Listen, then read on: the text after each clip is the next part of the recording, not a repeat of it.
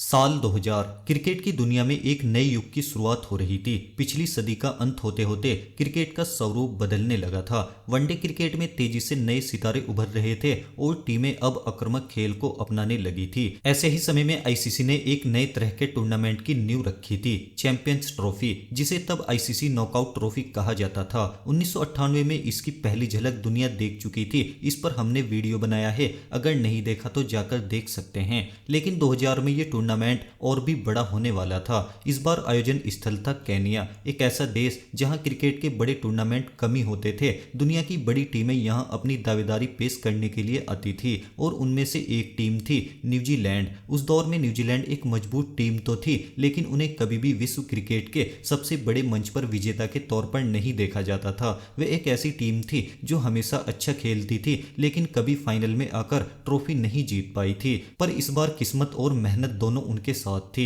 जब बात फाइनल की आई तो उनके सामने थी भारत। भारत ने पूरे टूर्नामेंट में शानदार प्रदर्शन किया था और सौरव गांगुली की कप्तानी में एक नई ऊर्जा के साथ खेल रही थी। लेकिन न्यूजीलैंड की टीम के पास एक ऐसा खिलाड़ी था जिसने पूरे मैच की तस्वीर बदल दी और उसका नाम था क्रिस कैन्स। फाइनल में क्रिस कैन्स की नाबाद पारी ने भारत के सपने तोड़ दिए और न्यूजीलैंड को पहली आईसीसी ट्रॉफी दिला दी। लेकिन क्या आपने कभी सोचा है कि उस ऐतिहासिक जीत में शामिल खिलाड़ी आज कहां और क्या कर रहे हैं? इस वीडियो में हम न सिर्फ उस ऐतिहासिक ट्रॉफी के सफर को याद करेंगे, बल्कि उन खिलाड़ियों की जिंदगी के सफर के बारे में भी नजर डालेंगे जिन्होंने 2000 में न्यूजीलैंड को उसका पहला बड़ा खिताब जिताया था।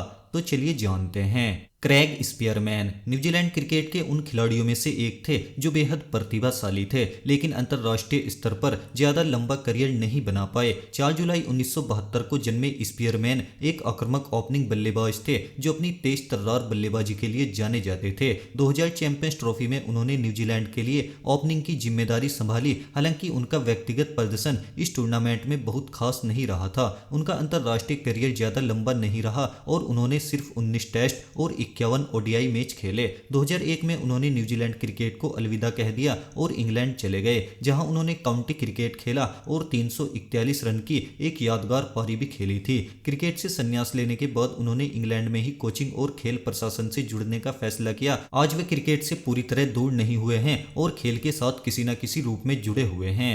नाथन एस्टल न्यूजीलैंड क्रिकेट के सबसे बेहतरीन बल्लेबाजों में से एक थे जो अपनी आक्रामक बल्लेबाजी और मैच जिताने की क्षमता के लिए जाने जाते थे। 2000 चैंपियंस ट्रॉफी में उन्होंने न्यूजीलैंड के लिए अहम भूमिकाएं निभाई और कई मौकों पर टीम को अच्छी शुरुआत दिलाई। फाइनल में भी उन्होंने 37 रनों की पारी खेली थी। नाथन एस्टल का अंतर्राष्ट्रीय करियर बेहद शानदार रहा। उन्होंने न्यूजीलैंड के लिए 223 वनडे और 81 टेस्ट मैच खेले। उनकी सबसे यादगार पारी 2002 में आई जब उन्होंने इंग्लैंड के खिलाफ महज 153 गेंदों पर टेस्ट क्रिकेट का सबसे तेज दोहरा शतक जमाया था, जो आज भी क्रिकेट इतिहास की सबसे विस्फोटक पारियों में से एक माना जाता है। साल 2007 में क्रिकेट से संन्यास लेने के बाद एस्टल ने कोचिंग में हाथ आजमाया, लेकिन ज्यादा लंबे समय तक इसमें सक्रिय नहीं रहे। अब वे न्यूजीलैंड में ही रहते हैं और मोटर स्पोर्ट्स में दिलचस्पी के कारण रेसिंग कार चलाने का शौक पूरा कर रहे हैं। स्टीफन फ्लेमिंग न्यूजीलैंड क्रिकेट इतिहास के सबसे सफल कप्तानों में से एक थे। 1 अप्रैल 1973 को जन्मे फ्लेमिंग अपनी शांत नेतृत्व शैली और रणनीतिक सोच के लिए जाने जाते थे। वे सिर्फ एक बेहतरीन बल्लेबाज ही नहीं, बल्कि एक ऐसे कप्तान भी थे जिन्होंने न्यूजीलैंड क्रिकेट को नई ऊंचाइयों तक पहुंचाया। साल 2000 चैंपियंस ट्रॉफी में उन्होंने कप्तानी संभाली और अपनी सूझबूझ भरी कप्तानी के दम पर न्यूजीलैंड को पहली बार किसी आईसीसी टूर्नामेंट का विजेता बनाया। हालांकि फाइनल में उन्होंने मात्र 5 रन बनाए थे। फ्लेमिंग ने न्यूजीलैंड के लिए 111 टेस्ट और 280 वनडे मैच खेले। संन्यास के बाद वे कोचिंग में सक्रिय हो गए और आईपीएल में सीएसके के कोच बने। उनकी कोचिंग में सीएसके ने कई खिताब जीते और वे आज भी दुनिया के सबसे सम्मानित कोचों में से एक माने जाते हैं।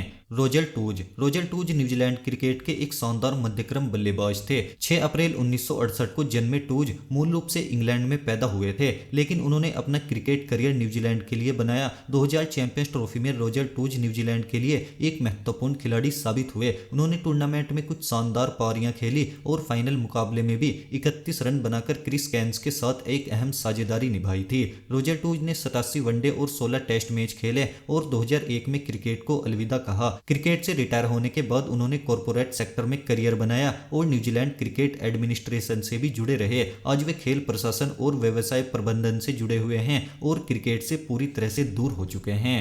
क्रिस कैन्स वह नाम है जिसने साल 2000 चैंपियंस ट्रॉफी के फाइनल को ऐतिहासिक बना दिया था। 13 जून 1970 को जन्मे कैन्स न्यूजीलैंड के बेहतरीन ऑलराउंडरों में से एक थे। वे एक विस्फोटक बल्लेबाज और घातक गेंदबाज थे। 2000 चैंपियंस ट्रॉफी के फाइनल में उन्होंने भारत के सपनों को रौंदते हुए नाबाद 102 रनों की ऐतिहासिक पारी खेली थी। उनकी इस पारी को वनडे क्रिकेट के सबसे बेहतरीन नॉक में गिना जाता है। क्रिस कैन्स ने न्यूजीलैंड के लिए 62 टेस्ट और 215 वनडे खेले। हालांकि संन्यास के बाद वे विवादों में भी घिर गए। उन पर मैच फिक्सिंग के आरोप लगे, जिससे उनका करियर बाद के वर्षों में विवादित हो गया। साल 2021 में उन्हें गंभीर स्वास्थ्य समस्याओं का सामना करना पड़ा और उन्हें हार्ट सर्जरी करानी पड़ी। फिलहाल वे रिकवरी की राह पर हैं और जिंदगी के नए वर्षों से जूझ रहे हैं। क्रेग मैकमिलन न्यूजीलैंड के सबसे आक्रामक और दमदार मध्यक्रम बल्लेबाजों में से एक थे। 13 सितंबर 1976 को जन्मे मैकमिलन अपनी आक्रामक बल्लेबाजी और मैच के किसी भी मोमेंट्स को बदलने की क्षमता के लिए जाने जाते थे। फाइनल में भले ही वे ज्यादा रन नहीं बना सके, लेकिन टूर्नामेंट में उनका योगदान अमूल्य था। क्रेग मैकमिलन ने 55 टेस्ट और 197 वनडे मैच खेले। संन्यास लेने के बाद वे क्रिकेट कमेंट्री और कोचिंग में सक्रिय हो गए। वे न्यूजीलैंड क्रिकेट टीम के बैटिंग कोच भी रहे और कई युवा खिलाड़ियों को तैयार करने में मदद की। आज वे कमेंट्री और विश्लेषण में सक्रिय हैं और क्रिकेट से जुड़े हुए हैं। क्रिस हैरिस न्यूजीलैंड क्रिकेट के सबसे भरोसेमंद ऑलराउंडरों में से एक थे। 20 नवंबर 1969 को जन्मे हैरिस एक बेहतरीन मिडिल ऑर्डर बल्लेबाज होने के साथ साथ शानदार पार्ट टाइम स्पिनर भी थे। 2000 चैंपियंस ट्रॉफी में उन्होंने न्यूजीलैंड के लिए महत्वपूर्ण भूमिका निभाई। वे गेंदबाजी आक्रमण का अहम हिस्सा थे और इस टूर्नामेंट में उन्होंने कई किफायती स्पेल डाले थे। क्रिस हैरिस ने 250 वनडे और 23 टेस्ट मैच खेले। वे न्यूजीलैंड क्रिकेट के पहले ऐसे खिलाड़ी थे जिन्होंने 200 से ज्यादा वनडे विकेट और 4000 से ज्यादा रन बनाए। संन्यास के बाद वे कई सालों तक घरेलू क्रिकेट और कोचिंग से जुड़े रहे, लेकिन अब वे क्रिकेट से थोड़ा दूर हैं और निजी जीवन का आनंद ले रहे हैं।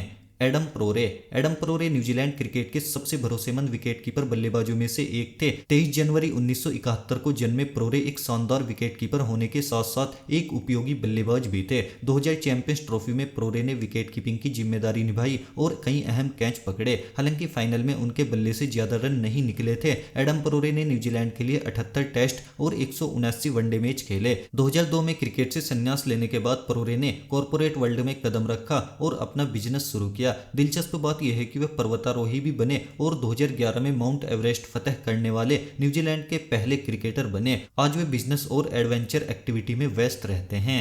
स्कॉट स्टायरिस न्यूजीलैंड क्रिकेट के सबसे बहुमुखी ऑलराउंडरों में से एक थे। 10 जुलाई 1975 को जन्मे स्टायरिस अपनी दमदार बल्लेबाजी और उपयोगी मध्यम गति की गेंदबाजी के लिए जाने जाते थे। 2000 चैंपियंस ट्रॉफी में स्टायरिस टीम का हिस्सा थे, लेकिन उन्हें ज्यादा मौके नहीं मिले थे। हालांकि बाद के वर्षों में वे न्यूजीलैंड के सबसे भरोसेमंद खिलाड़ियों में से एक बन गए थे। स्टायरिस ने न्यूजीलैंड के लिए 29 टेस्ट, 188 वनडे और 31 टी20 अंतरराष्ट्रीय खेले। 2011 वर्ल्ड कप के बाद उन्होंने क्रिकेट को अलविदा कहा और कमेंट्री की दुनिया में कदम रखा। आज वे एक चर्चित क्रिकेट विश्लेषक और कमेंटेटर हैं जो आईपीएल और अंतरराष्ट्रीय क्रिकेट में कमेंट्री करते नजर आते हैं।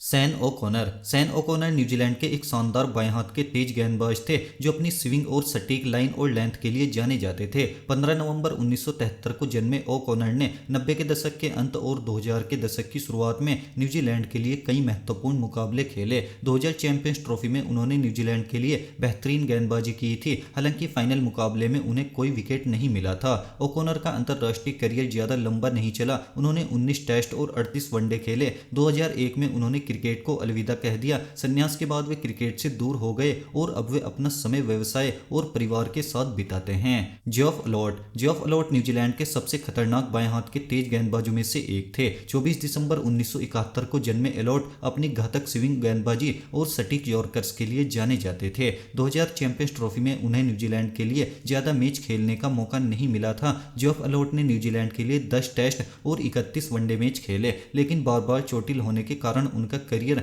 ज्यादा लंबा नहीं चल सका और उन्होंने 2001 में क्रिकेट से संन्यास की घोषणा कर दी। संन्यास के बाद वे न्यूजीलैंड क्रिकेट प्रशासन से जुड़े और बाद में बिजनेस सेक्टर में भी सक्रिय हो गए। आज वे खेल प्रबंधन और कॉर्पोरेट वर्ल्ड में काम कर रहे हैं। दोस्तों, न्यूजीलैंड की साल 2000 की चैंपियंस ट्रॉफी जीत न केवल उनकी क्रिकेट इतिहास की सबसे बड़ी उपलब्धियों में से एक थी, बल्कि उनके क्रिकेट के नए युग की शुरुआत भी थी। हालांकि इस जीत के बाद कुछ खिलाड़ियों ने क्रिकेट को अलविदा कह दिया, तो कुछ आगे चलकर न्यूजीलैंड क्रिकेट के मजबूत स्तंभ बने। वीडियो पसंद आया हो तो इसे लाइक करें और चैनल को सब्सक्राइब करना ना भूलें। 1998 चैंपियंस ट्रॉफी के वीडियो का लिंक डिस्क्रिप्शन में है, जाकर देख सकते हैं।